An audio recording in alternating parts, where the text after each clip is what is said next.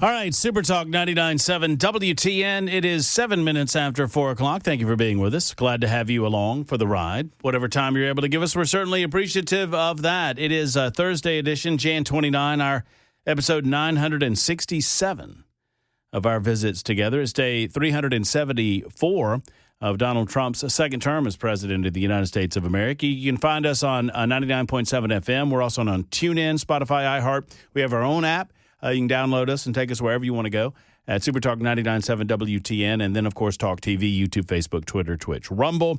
Like and subscribe us over there, or subscribe to us over there. We appreciate that. Several of you are very frustrated because I came off as angry at James. I did not mean to be short with James. I'm sorry if I was short with James. I just thought it was obvious that you had to get the trees off the power lines before you could repair the power lines. I'm sorry. And James is like, well, the linemen aren't blah, blah, blah. And I'm like, well, obviously the linemen and the vegetation crews work hand in hand. The vegetation crews have to maybe it's not obvious. I'm sorry. The vegetation crews have to make sure that the power lines aren't active before they can get the vegetation off the lines.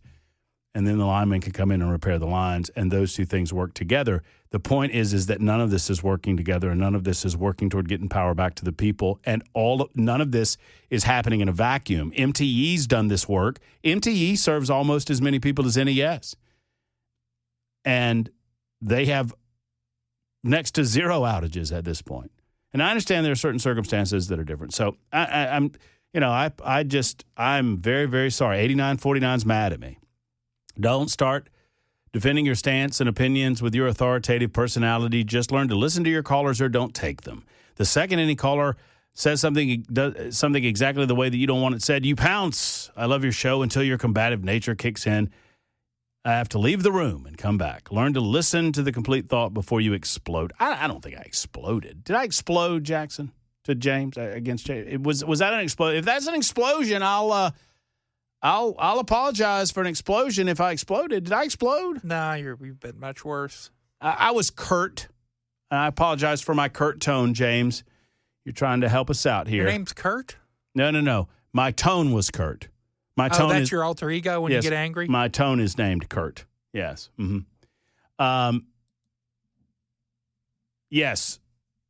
I understand that there are fewer vegetation crews. The point is, look, I'm not the one that assigned the vegetation crews.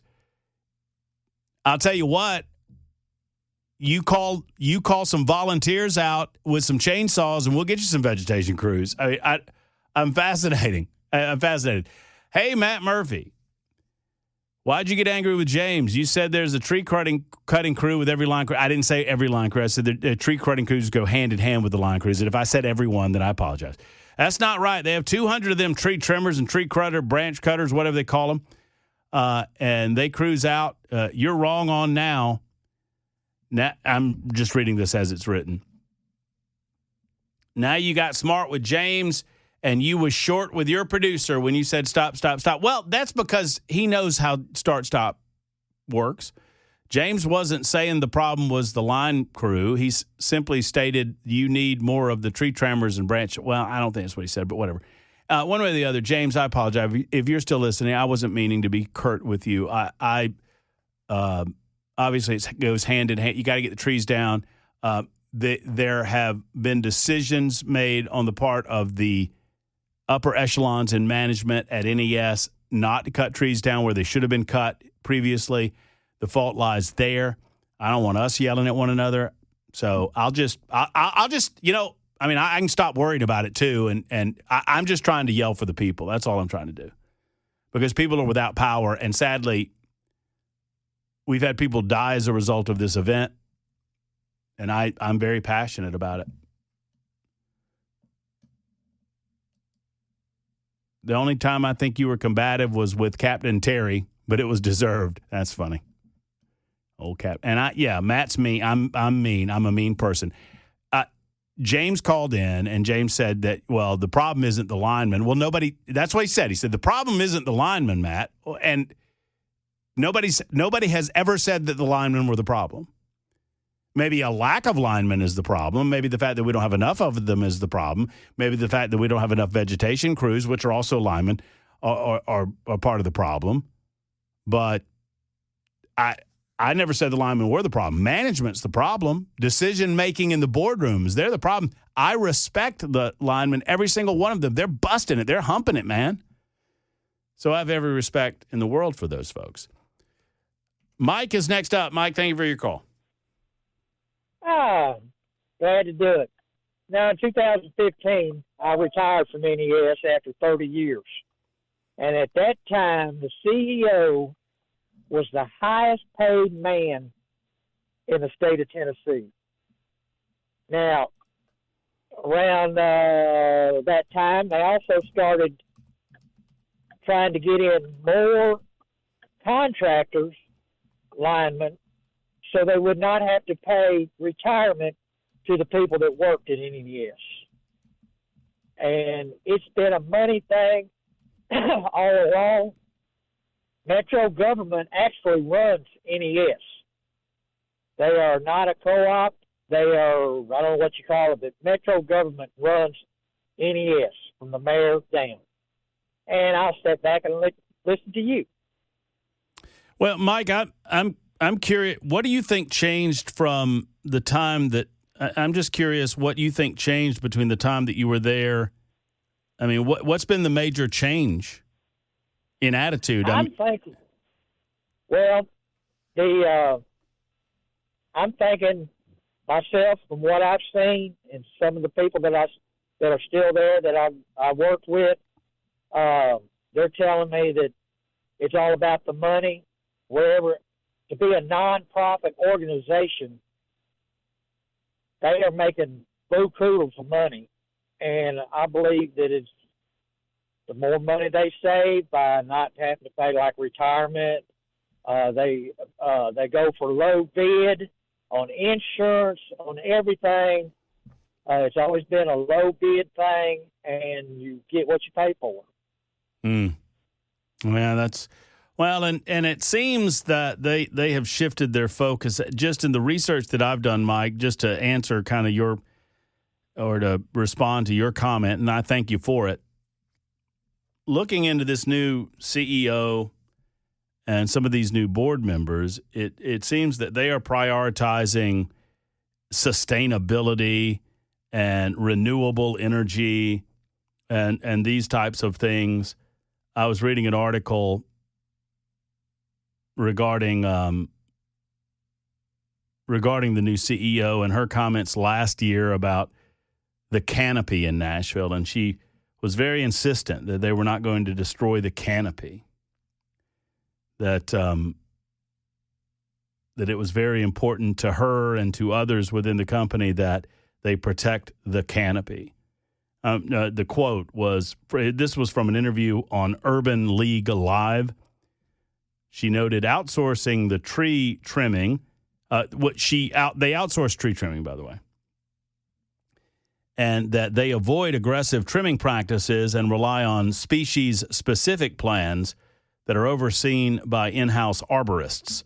Quote, "We care about the canopy. We have to live here too. I don't want us destroying our canopy. We do species-specific trimming. We take a lot of pride in making sure that we are cutting the trees in a healthy fashion." Well, if you're prioritizing that and not prioritizing making sure the power lines don't go down when something like this happens, this is what you get. Let's talk to Andy next up. Andy, you're on the radio. Thank you for calling. Yeah, I just wanted to give a call to try to help people out that may not understand what NES was trying to say about tree trimming. Anything that comes from the pole to your house across your property, they will not touch. So if that line is down, they're going to require you to get that tree off of that. Anything along the road, they're going to get all that gone. But if it comes from the pole to your house, they won't touch it, as well as the service on the side of your house. So if that service is bent, if that mast and weatherhead is pulled away from the house, they won't repair that. They won't hook up your power until you have a electrician come out and fix that first. Then they'll come out and hook the power up to your house.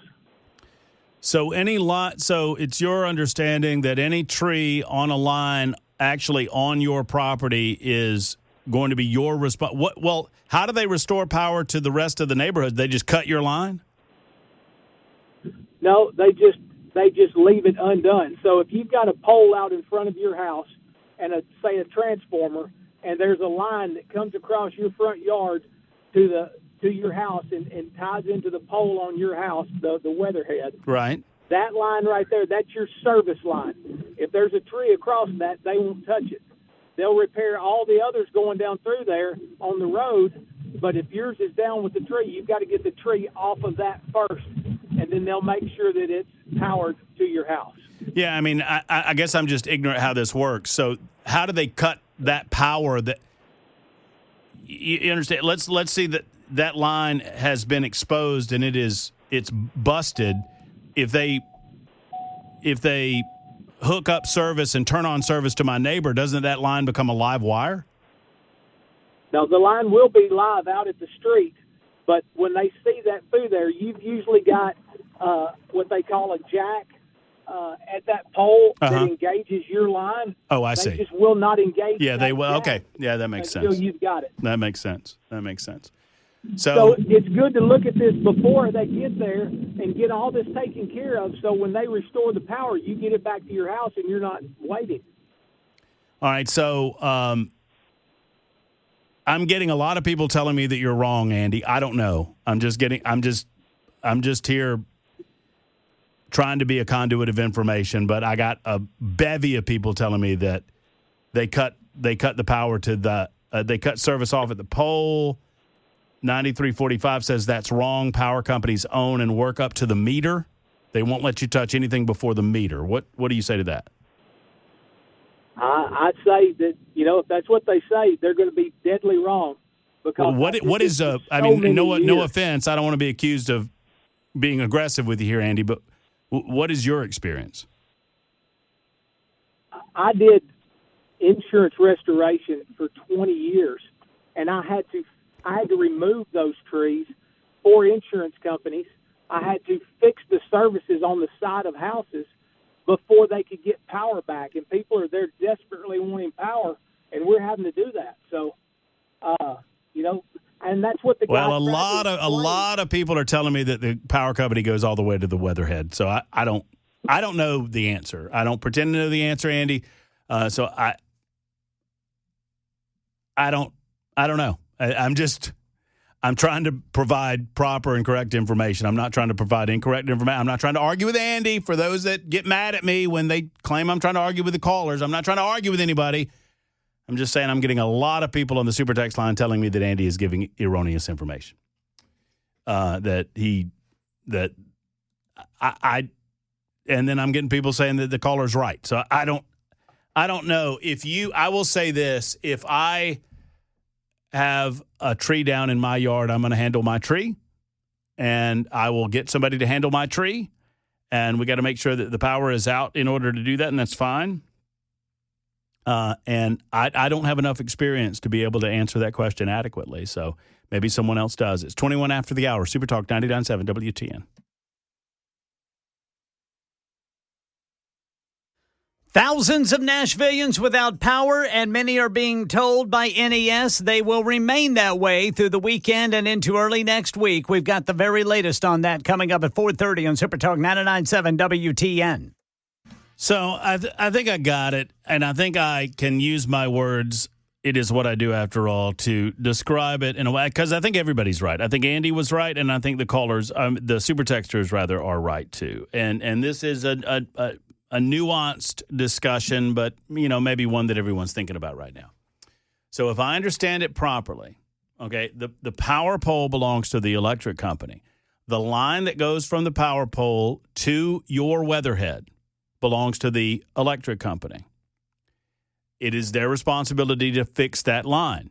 But if your tree in your yard is on their line, you have to remove your tree before they fix their line. Y'all with me so far? It's your weatherhead. It's anything attached to your building that is not that line, with the line and the weatherhead attached, That's yours. That's your responsibility. So if that's damaged, they're not going to attach their line to your weatherhead until you fix your weatherhead.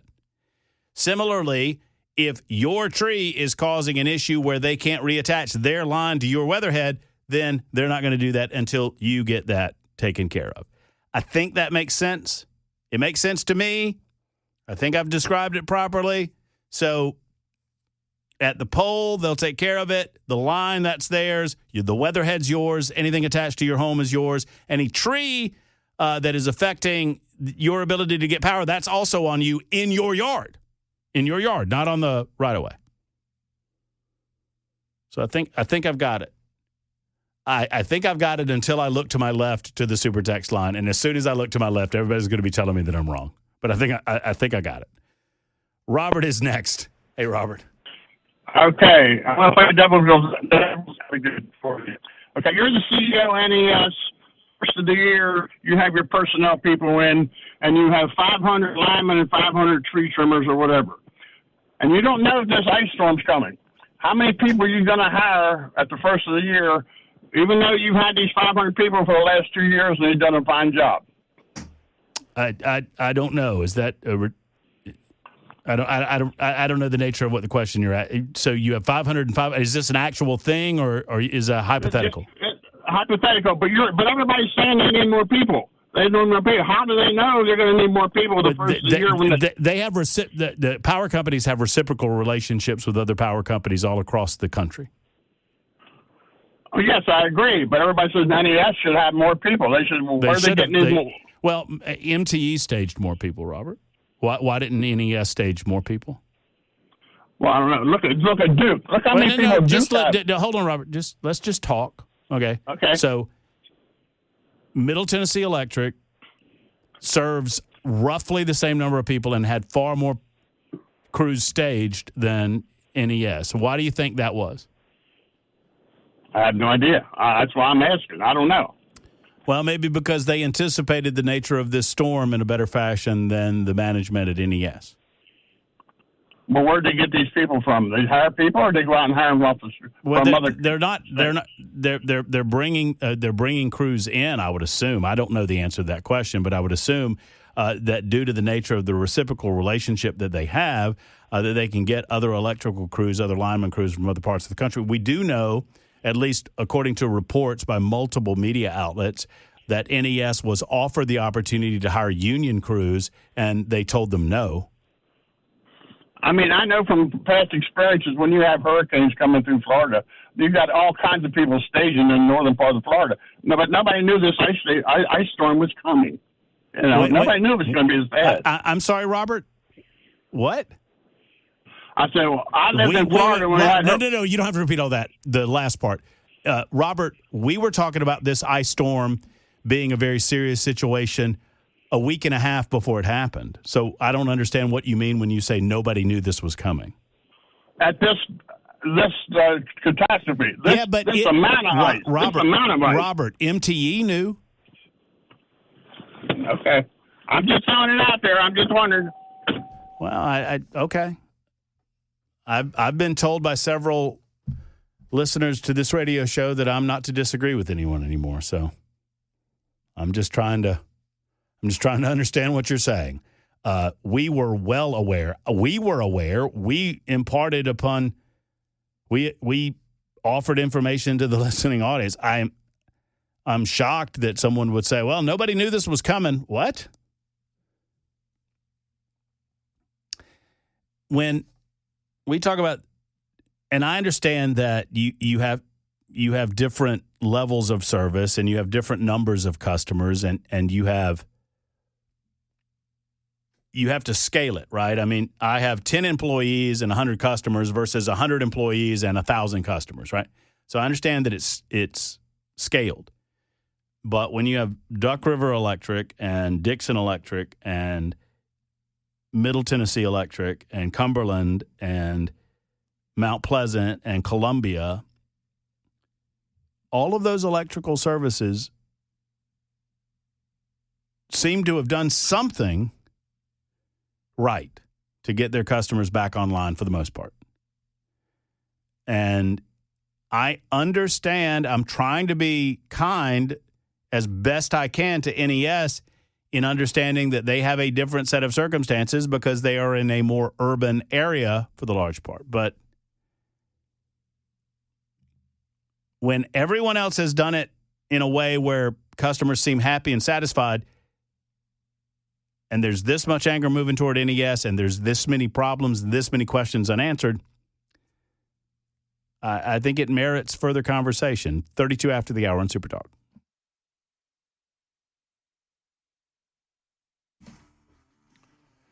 Super Talk 99.7 WTN. Back to your calls coming up in just a moment. I see you, Todd, Pat, Stephen, Daniel, James, and Justin, not necessarily in that order. We'll get to you momentarily. Our good friend, Congressman John Rose, joins us on oh, wait, that's the wrong line. A good friend, Congressman John Rose, joins us on the Matt Murphy hotline to discuss the recent power outages and what seems to be certain failures by the Nashville Electric Service. John is also running for governor of the great state of Tennessee, and he joins us today. Hey, John, how are you? Matt, thanks for having me on the show. I'm great. I hope that I hope all's well with you and your family in terms of home base, that you guys have power and everything's A-okay?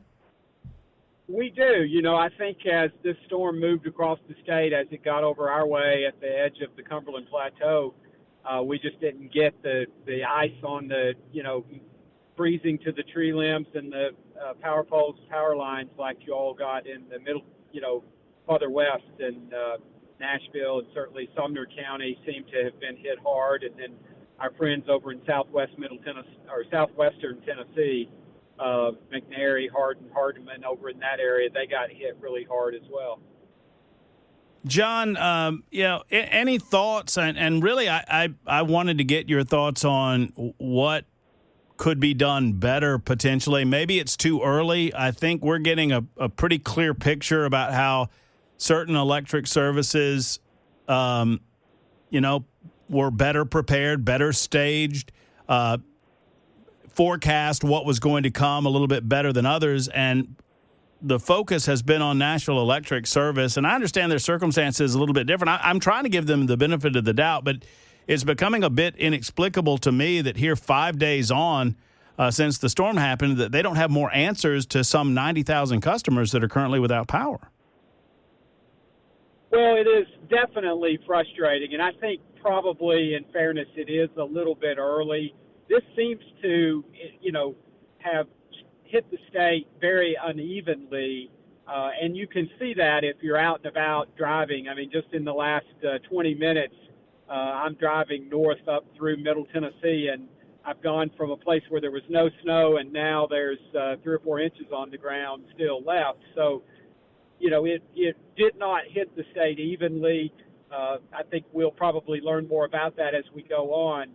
But as I'm talking to the folks at the Tennessee Emergency Management Agency and to the mayors in counties, including in Metro Nashville, and the folks in the electric service distribution business, they confirmed that the experience was very uneven across the state. And in fact, it sounds like Southwest Tennessee got hit really hard. There are just fewer people there and wider open spaces. And so when you get into Davidson County, I think one of the things we may learn, if we learn something, is that the tree trimming program in Davidson County probably wasn't what it should have been. And so as a result of that, you've got a lot more trees down on lines, a lot more broken poles, and maybe there's a lesson to be learned there. But that's a trade-off. Citizens don't like it when you come out and you trim their trees heavily. So this is the price that you pay for not having taken care of that business as time went on. Yeah, I think you're right, John, and I hear you. I mean, and I think you're exactly correct in what you say. At the same time, I just wish that the communication is better, in as much as if you have somebody communicating, hey, guys, remember when we told you that back last summer when y'all didn't want us to cut the trees back in Nashville, that there might come a time where that's a problem. Well, I just wish there was a better line of communication going on right now. Well, I think that's for sure. And certainly we see, when you look at the number of outages that are still being reported across Tennessee, which is just above 100,000, and you've got well over 80,000 of them in the NES service area. That does either Davidson County got hit really hard, or there's a disparity with how they've been managing things up till now, or right. They're not moving as fast as they should be. The linemen that I've talked to and the folks on the ground say they're just having a hard time getting into areas. There's a lot more of the cutting and throwing that has to happen to clear out the pathway. The big bucket trucks just can't get into the neighborhoods where these broken poles are, and that number is still rising, now approaching 500 from what I'm told, broken poles, which will set a state record for any storm of this sort. So it is a bigger event than we've had if this holds. And so, that will explain part of the frustratingly long time that it's taking to get people's power back up. John, while we have you on the line, I mean, obviously there are other matters going on. Our area of focus has been the weather and the aftermath and the fact that we still have customers, folks, citizens, Tennesseans without power. At the same time, the world moves on, and I know that in your capacity as a congressman for the 6th Congressional District, you're closely monitoring and a part of the conversations regarding the possibility of another government shutdown.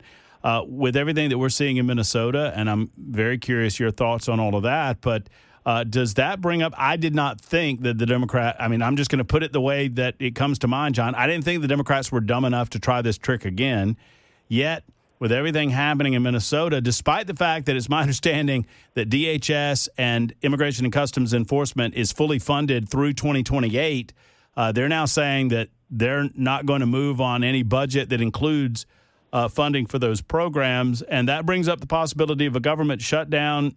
What say you about all of this? Well, I think it's frustrating.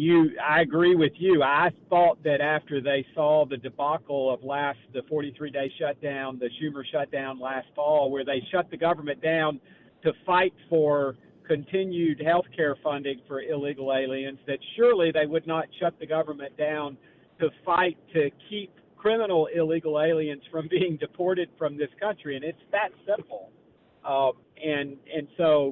But they are shameless, and it is just breathtaking that you have elected Democratic leaders in these various states, and most notably in Minneapolis and Minnesota, that are essentially calling for anarchy, certainly encouraging citizens to go out and interfere with federal law enforcement agents that are just trying to do their job. That's really amazing, and so it's tragic to see the loss of life. But what do you expect when you encourage the citizens that maybe want to protest? That's fine, but you can't go get in the way of and get involved in altercations with federal law enforcement officers that are doing their job and not expect there to be problems like the ones we're seeing in Minneapolis. And so it just really is unconscionable that we've got elected officials, including many, many members of Congress, and now they're going to shut the government down, to fight for some of the most heinous criminals in this country that are here illegally to begin with. It's inexcusable. What is your prediction? Do you think that they will shut it down? That seems to be where we're headed. I think they have split apart the appropriations bill that we sent, and I think we're headed toward a showdown on this. And I don't think the House goes back. So in the prior to the deadline here. So my guess is we will have at least a partial shutdown unless these Democratic senators relent and decide not to close the government yet again. Congressman John Rose, our guest, you bring up and we talk about Minneapolis, Minnesota, and how that has descended into chaos. It occurs to me not that I expect that any fair-minded media outlet exists, absent maybe Fox News and Supertalk 99.7 WTN, but a fair-minded media outlet could juxtapose the difference between Minneapolis, Minnesota, who refuses to work with federal agencies and federal officials, versus Memphis, Tennessee, who has worked with obviously the state led the charge there, worked with the federal agencies, and every metric that I've seen, Memphis, Tennessee has been a wild success in terms of eliminating illegal alien activity, finding missing and lost children, and reducing crime. Absolutely, and I think you can think about all the places where there isn't news being made across this nation and see the example of what happens. Certainly, today I visited with 4 sheriffs here in Tennessee, and what we see is they're cooperating with federal agents' efforts to find the worst of the worst, and there's no problem. And so, there is no opportunity for that kind of interference because, frankly, the local authorities are getting these people off the street and then handing them over to the federal authorities, and they're being deported where that's appropriate. And so it's just frustrating. I think it bodes poorly for the future if we are going to have elected officials who are advocating for lawlessness, and that's essentially what we see happening. You are obviously running for governor of the state of Tennessee. You sound supportive of this effort. Would we expect that, were you honored with the privilege of serving as governor, that you would continue that relationship with the federal government and the Trump administration? Well, absolutely so. I mean, I know we lived through the Biden administration, and as conservatives, we were very frustrated with President Biden and his administration's failure to enforce the laws and the Constitution of this country. So we get what it's like to not have things going our way. The difference is that our way is to enforce the laws. I mean, there are many of us who'd like to see the laws be tougher. There are many of us who would like to see us, further the president's goals of getting illegal immigrants out of the country and restoring electoral integrity and things of that sort. So we can appreciate the frustration when it's not going our way. But the truth is, if the law is on your side, the law is on your side. And in this case, you have President Trump and ICE officials and federal officials enforcing the current laws. We'd like them to be stronger, but they're enforcing the laws we have, and that's what you have to depend on that. And it's frustrating to see these mayors and governors that are fighting this, and even federal judges that are obstructing what President Trump is trying to do. We know that in the long run, I think right will triumph with the court system, but that takes so long, and then it's just so saddening to see the loss of life that's being encouraged. And I frankly believe the governor of Minnesota and the mayor of Minneapolis essentially have blood on their hands for fostering and encouraging this behavior that has led to the loss of life that was so unnecessary. Congressman, always good to catch up with you. Thank you for your perspective on the icy winter storms that came through the state and your perspective as to what's going on in Washington, D.C. We look forward to the next conversation. Come see us soon. Thank you. It's a great honor and privilege to serve the people of Tennessee, and we'll keep working hard to try to facilitate anything we can to get power back on for so many of our Nashville constituents and Tennessee residents that are suffering through these this storm and the aftermath of it. There he is. There's John Rose. Thank you, John, for your time and consideration today. It's 52 after the hour. We'll get back to your telephone calls momentarily on Super Talk 99.7 WTN.